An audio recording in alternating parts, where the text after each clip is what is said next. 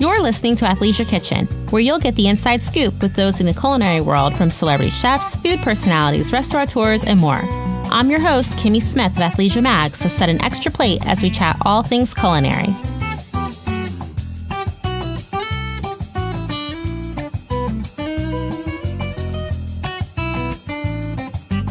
On today's episode of Athleisure Kitchen, we head to one of our favorite whiskey destinations, the Flatiron Room. We sat down with its owner, Tommy Tardie, to find out what drove him to opening this restaurant and whiskey enthusiast venue, what they are up to this holiday season, and how they continue to satiate their guests' tastes with their whiskey curation. In addition, we talk with Darron Foy, head bartender, to find out some tricks that we can use when making our next drinks and how he stays inspired in this fast-paced industry. This episode was recorded in the Flatiron Room in the Flatiron District of New York.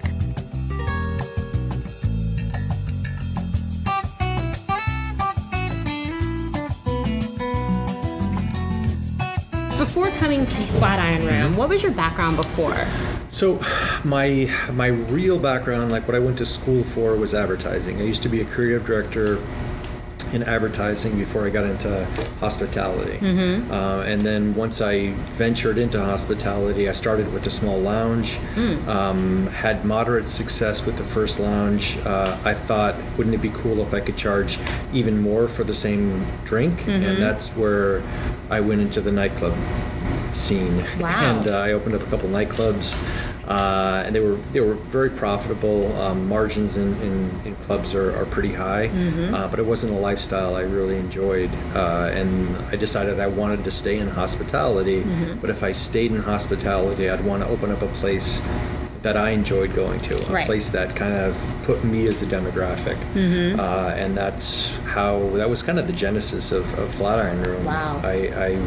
I looked at it, and rather than do field research, I said, okay, I'm going to build a place that I would want to hang out at and that I would want to take my friends to. Wow. So walk our listeners and readers who may not be familiar with the Flatiron Room, like, what can you expect when you come here? I think probably the key word is an experience. We want guests to have an experience when they come here.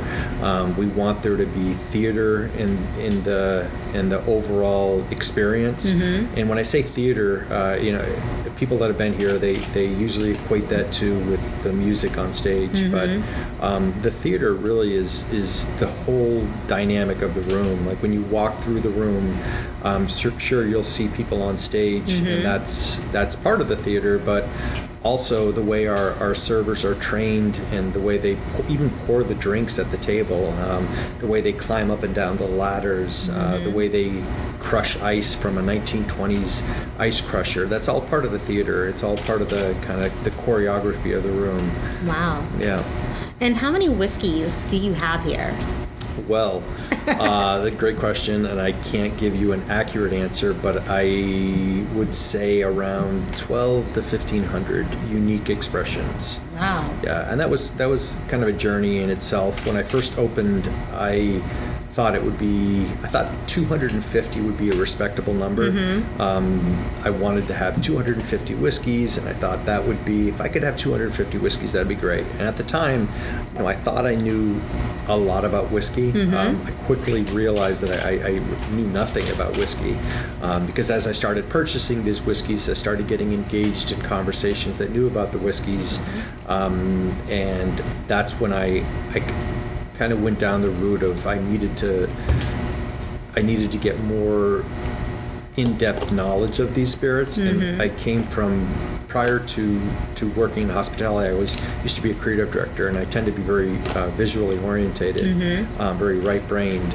So I traveled around a lot to learn about whiskey. So I spent a fair amount of time in Scotland and just meeting with the distillers and seeing how it was made, and that really helped my knowledge level a lot.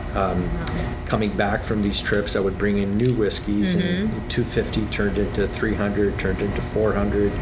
500, and then what I quickly realized is that once you become known for your whiskey, you have a responsibility to guests to have all the new whiskey as it comes in. So it's something I didn't really factor into my algorithm. The more people came in, I had an obligation. They were saying, "Oh, you don't got the new release from Glenmorangie," so I would say, "Oh, we have to get it." And, and then we breached 1,000, and then there was no turning back. So and I love the whole, you have all of these really nice cabinets, and that people actually can store their own whiskey. Yes. So, should we drink this? Yes, I was like, we should probably drink this now. All right, Kimmy, cheers. Yes, cheers. Yeah. Thank you very much. Sure. It's really tasty. Dragon breath. I know, I was like, whoa, little Game of Thrones moment. So the idea with, I call it bottle keep. Okay. Before moving to New York City, I lived in Hawaii. And when I was in Hawaii, I was into surfing a lot, and a lot of my buddies were Japanese. And we traveled to Japan quite a few times, and we would go. I was younger at the time, so we would go to this nightclub district called Roppongi. Roppongi, yeah. You've been to Tokyo? I remember that it was. I just remembered that I thought it was such a cool concept. They had these bottles that were stored, and I thought that would be. At the time, I didn't think anything. I just thought it was a cool concept, but it must have stuck in my long-term memory. And then when I opened up this, I thought it would be. Having been in the nightclub business, I understood bottle service. And bottle service was something that I didn't want to do, but I thought if there's a way of taking the concept of bottle service and kind of maturing it a bit, and then I reflected back on my trips to Japan. And I said that'd be cool. So and also bottles just happen to look great when they're displayed. Absolutely. I mean, they're beautiful, and you hit them with the light, and you're a visual person. Exactly. So, you uplight them, and they look stunning. And I said, well, let's not, and also in New York City, it's like, space is it's a premium. It's a commodity. So I wanted to incorporate the bottles into the architecture. Wow. So I allocated all this space for the bottles, and it was a hard road initially because we had all this space, and like the first night we opened, I think we sold 3 that were friends and families that purchased them, and I was like, wow, we have about 800 more to go before this place looks legit. But over the years it just kind of grew, and now we have more demand than we do supply. So in our manager's office we have an actual room where we store extra bottles. Oh, fantastic. Yeah. Wow. So what are your 3 favorite go-to whiskeys? Oh gosh, that's right, we asked the hard questions. The tough hitting questions. Well, they change, but I think anybody that knows whiskey, I could throw it back to you, and you'd probably have a hard time answering because it's very situational. I mean, whiskey is, based on the season, based on the time of day, based on the mood. Fortunately, I have over 1,000 to choose from for my many moods. But I will say that some of my hands down favorites that I tend to revert back to is I always go to Glendronach. Glendronach 18 is one of my go-to favorites. I love a good Bowmore. If I'm going to go with peat, I tend to like something that has a nice balance of sherry to kind of get that smoky, sweet elements. Because I'm American, I got to represent and throw in a bourbon. I tend to like my bourbons cask strength. So, E.H. Taylor as a foolproof whiskey. Bourbon, I just say a cask strength bourbon. I love Michter's. I love a lot of things from Buffalo Trace. Some of the Buffalo Trace antique collections are always good. Nice. Not as affordable as they used to be. But, yeah. I love that. And so what are 3 cocktails here that our listeners and readers should be trying when they come here? 3 in your opinion, of the moment. Opinions, do you have 3 favorites? Yeah, well, we had the one that we're drinking right now is called our Smoking Old Fashioned. We talked earlier about being theatrical. I'd say this is one of those theatrical cocktails, but it's not all fluff. The smoke that's put in the cocktails, the phenols from the smoke actually attach to the liquor, and it gives like some residual smoke in the flavor. I like this cocktail because being a visual person, I always say, the first drink is with the eyes, the second drink is with the nose, and then the third drink is with the mouth. Yep. So this kind of delivers on all three when it comes across the room. It's a nice trifecta. Yeah, exactly. It comes across the room, you see the smoke in it, you lift off the cap, and it has that kind of wow moment where people smell it and they're like, oh, what is that? But it delivers on the final product because it just happens to taste as good as it looks and as good as it smells. Absolutely. Yeah. And what type of, what are the perfect pairings with whiskey in terms of things on your menu? And Sure. It's somewhat of a subjective question. I've been to a lot of different whiskey tastings where they've paired things that people would not normally expect to pair with whiskey. For me, I like, I think cheese pairs really well with whiskey. It has like this kind of creaminess and this richness that kind of coats your mouth first. And then having the alcohol and, having it interact with that, the viscosity in your mouth. It just does something really special, and it brings out flavors that you normally wouldn't expect. I will say, if I'm drinking something really old, really fine, and I really want to just focus on that, I don't want to complicate my palate at all. I don't want to introduce any of the flavors. Wow.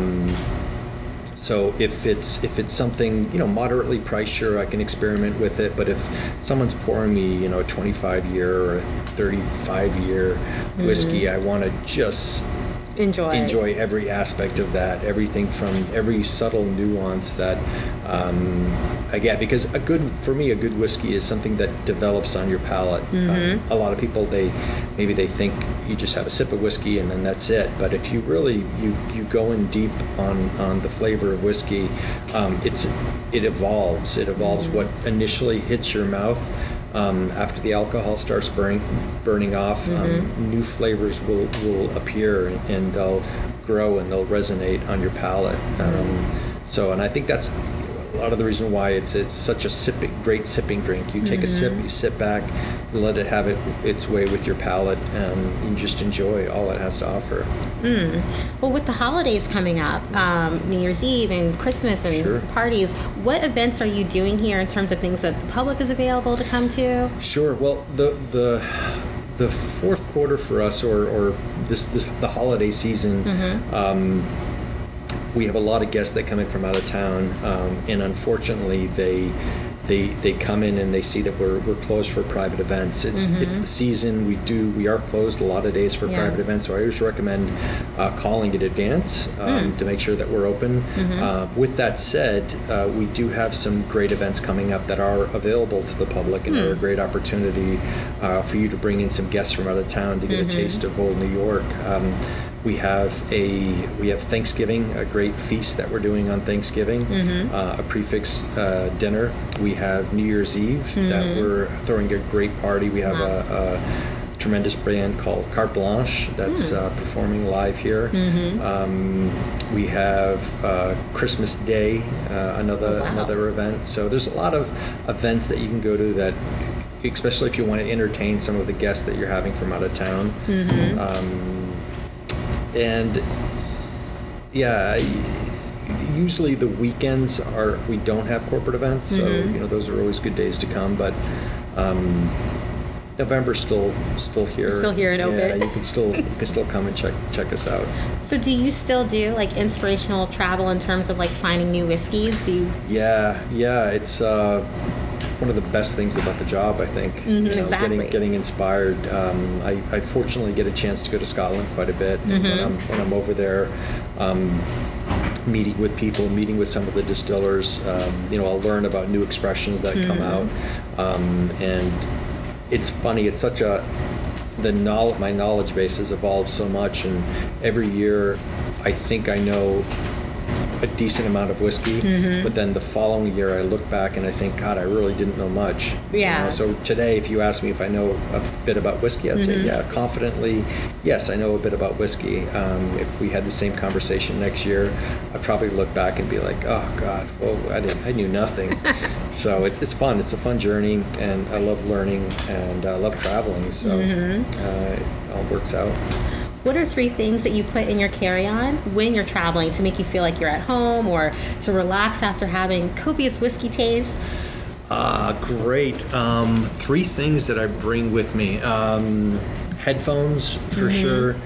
Melatonin. Oh, yes. Melatonin is my go-to. Nice. Yeah, because generally, if I'm traveling to Scotland, it tends to be an overnight flight, and that gets me there. In a flask. Yes. Flasks are always fun, And the funny thing is, I'll usually come back with one as well. Right. Well, because you have to have a collection. They can't be lonely. Right. Exactly. Well, is there anything else that you want to share with our listeners and readers that they need to know about the Flatiron Room?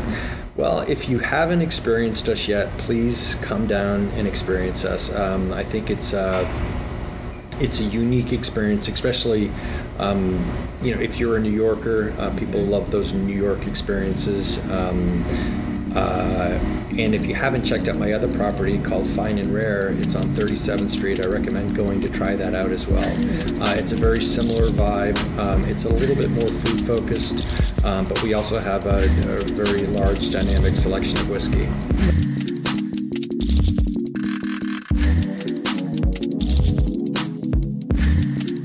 Whether you're on holiday or just taking some much-needed time, we have a number of episodes that you can enjoy binging at Athleisure Kitchen that takes you behind the dishes and stories of some of our favorite chefs, TV food personalities, and more. Catch up on Season 1 of Athleisure Kitchen with some of our faves, including Chef Marcus Samuelson, Top Chef Judge Gail Simmons, Chef Elizabeth Faulkner, and No Kid Hungry's Jenny Dirksen. Make sure that you're following us on iHeartRadio, Spotify, and rate us on Apple Podcasts or your preferred listening platform.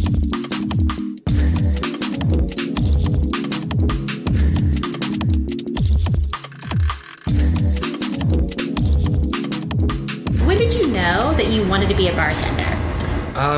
I think it would have been when I came to New York. I'd bartended for around 8-9 years beforehand in Scotland and from. It was admittedly more for financial gain. I was studying at university and I needed some extra cash. I very quickly fell in love with the kind of interaction you have with the public. It wasn't so much about the drinks or the crafting of cocktails, it was the actual interaction and the constant evolving communication with the public that really kind of grasped my love. And when I moved to New York, I just noticed the bartender scene in New York, it was cool. Yeah. You felt quite almost kind of like important behind your bar. It was your fortress. Yep. And so I really started to kind of like delve into cocktails. As a Scotsman, we're much happier with a single dram or a gin and tonic or a vodka, what have you. But I started to notice very quickly that with my kind of background in music and art is that I really enjoyed crafting cocktails. Nice. So when I actually finally applied to come to the Flatiron Room, I had learned your basics, your classic cocktails, Manhattan, Sazeracs, etc. But I came here and I was immersed in an insanely very cumulative amount of cocktails that we do in this bar. But yeah, I think it would have been when I first came to New York and really felt that this is what I want to do. I want to interact with the public. I want to learn more. I want to educate. I want to inform as well. It's a constant back and forth between the public and yourself. So it's I think that was the reason. What is a shift like here? I love that. Can I say that on radio? It can be anything. I think, Tom had mentioned a few times the word subjective. I think that's the perfect word for the hospitality sector. We can have a beautifully nice, relaxed night with fantastic cocktails, great music. We can be slammed to the rafters. You can spend an entire evening not talking to your fellow bartender because you're flying cocktails out. Yeah. It's constantly changing, and by being as I said before, this constant evolving kind of entity, it helps to keep you on your toes. Yeah. No day is the same. Therefore, you have to be prepared for whatever comes that day. You may have a great customer. You can have a slightly argumentative customer. You may spend 20 minutes making a beautiful cocktail and it's sent back. You can spend 5 minutes making a simple cocktail and they praise it to the heavens. So every day, in my opinion, is a new day. And I think, again, going back, that's why I really love bartending, because it's not monotonous. Absolutely. So what are your 3 favorite cocktails that you would suggest that people have when they come to the Flatiron Room? Okay. I mean, normally when customers ask this, I say whiskey, as we do have such a fantastic collection, Exactly. and as a whiskey lover myself. We showcased already the smoking old fashioned. Yes. Visually, again, I think it's just a fantastic cocktail. Again, exactly as Tommy said, you drink first with your eyes, with your senses. You know, we're trying to create a kind of sensory enjoyment. So I believe the rye old fashioned is taking a classic cocktail, pardon me, the smoking rye old fashioned, and just elevating it. You're adding these savoury wood tones with the rye old fashioned itself. It becomes a lot more than just a simple cocktail. One that's in the menu right now that I crafted is called the Cardamom Blossom. I'm very proud of this cocktail. It's a link to my wife's family and my Scottish kind of background. Wow. So it's using cachaça.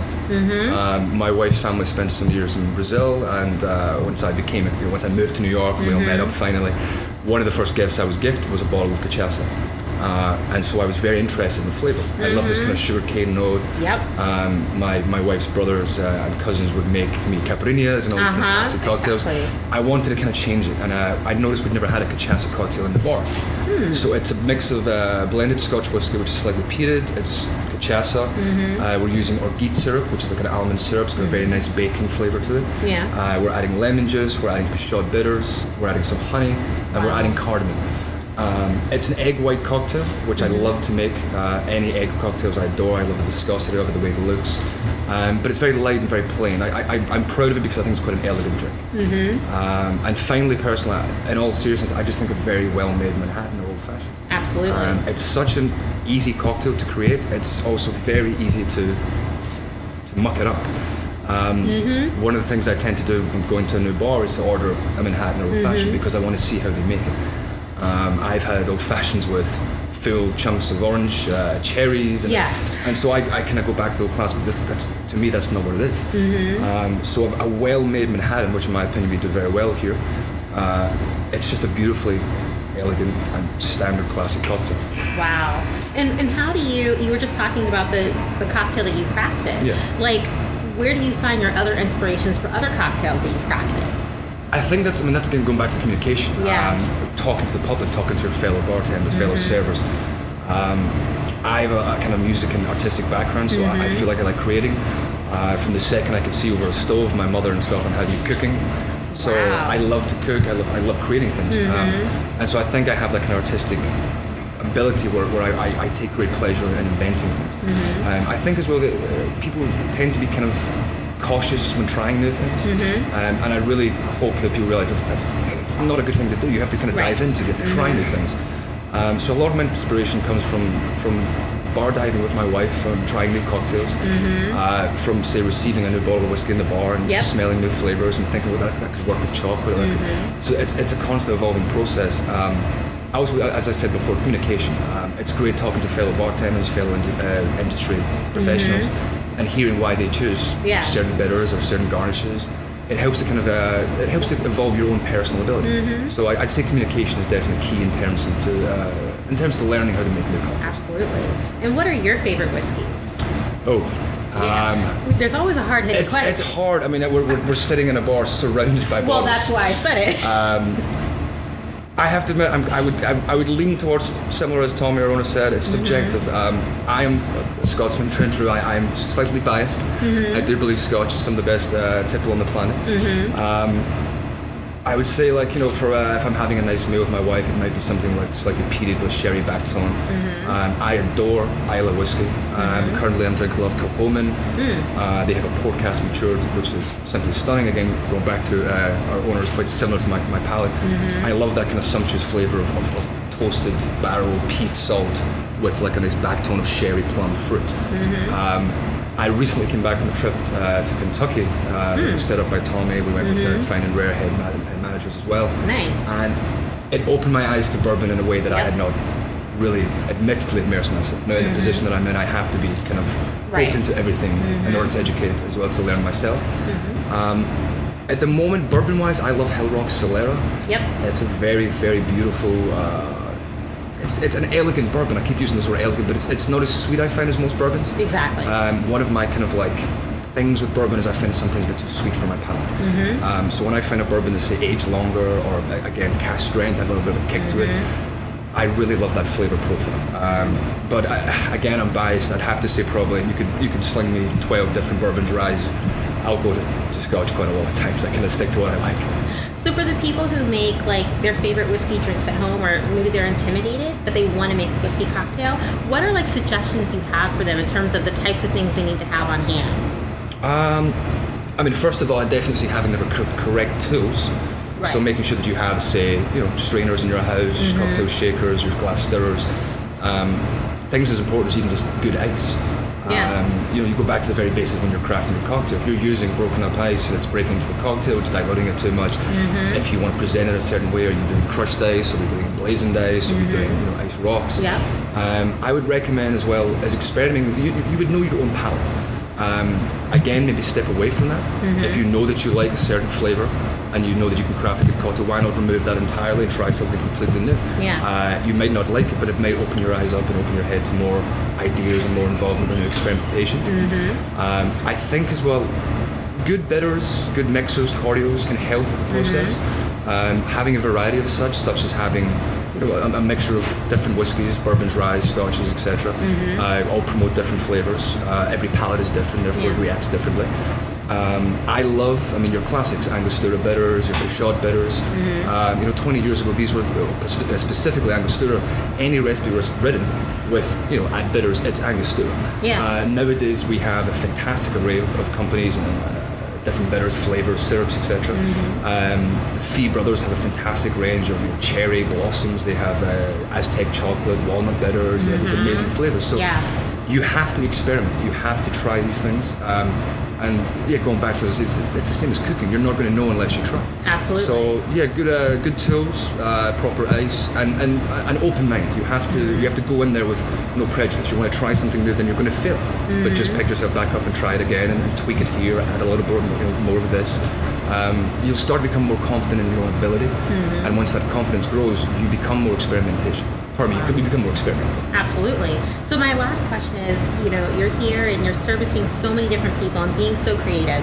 Yeah. What do you do to take time for yourself when you're not here and you're just enjoying life outside and from behind the bar? So what I'm doing when I'm not working. My wife and I are big foodies. We love going around. We're in New York.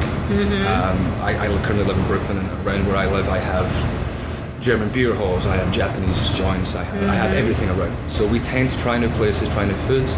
I experiment quite a lot on my wife. She's probably my biggest critic. So I tend to try like new cocktails. What do you think of this? Is that too strong, too sweet? Downtime is probably walking my dog.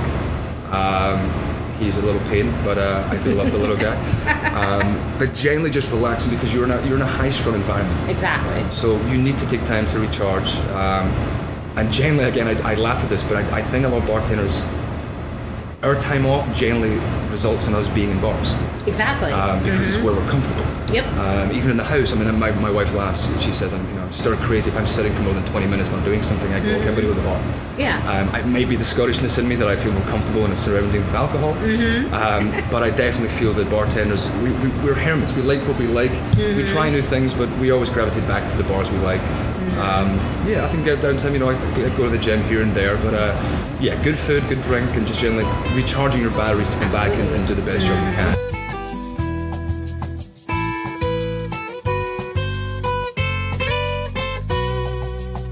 We can't wait to sit with you again to share another great story with you at Athleisure Kitchen. Athleisure Kitchen is a part of Athleisure Studio, our multimedia podcast network, which is the division of Athleisure Media, and whose sister site is Athleisure Mag. Get the latest episode by listening, following, and leaving a review on Apple Podcasts, iHeartRadio, Spotify, Google Podcasts, Stitcher Premium, Himalaya, or your preferred podcast platform. Find out additional information by checking out the show notes. You can stay in the loop on who future guests are by visiting us at athleisurestudio.com/Athleisure Kitchen, and on Instagram at Athleisure Kitchen and at Athleisure Studio. I'm your host, Kimmy Smith. Athleisure Kitchen is executive produced by Paul Farkas and myself, and is mixed by the team at Athleisure Studio. We'll be back with another episode, so make sure that you set an extra plate for us.